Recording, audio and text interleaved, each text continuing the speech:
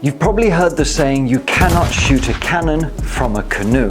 Well, the golf swing is no different. What happens when we get older, when we try and turn more, we end up swaying too much and gliding off the ball. This is what costs you yards. This is what hurts your body. This is what kills your consistency. We don't have to try and get more rotation. We just have to tighten things up. And when we do that, the swing becomes more efficient and more powerful with less effort. Today, I'm actually going to give you a kind of a controversial tip that goes against what 90% of instructors are telling you to do to hit the ball further as you get older. One of the most common tips out there when it comes to trying to generate more speed and power is to be able to get behind the ball, okay? And the way we're told to do it, primarily, the quick fix, is to flare the trail foot out, like so, okay? Flaring that trail foot out, basically, is going to help us get behind us a little bit easier.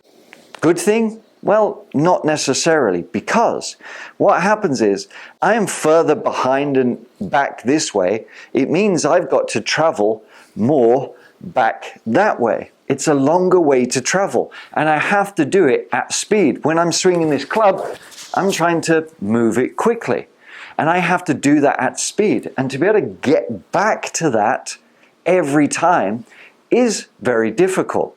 And let me show you from here. If I turn this foot out, I don't just generally rotate this way. What happens, because we're a little bit limited with mobility here, we end up sort of sliding a bit more, trying to get behind it, because we're a bit worried that if we get to here, we're going to be stuck on top of it, which is quite right. We don't want that, because that is not going to be conducive. We're going to get further over this way and behind it. Right? But as I said, we've got to now work very hard to get back to where we started at that impact, okay? It tends to cause more of this sort of sliding because we feel a bit out of sorts here. We don't have anything to brace ourselves against. That is the key. To not feel like we have anything braced just means that I can move off the ball too much. So what we're going to do instead is actually the total opposite.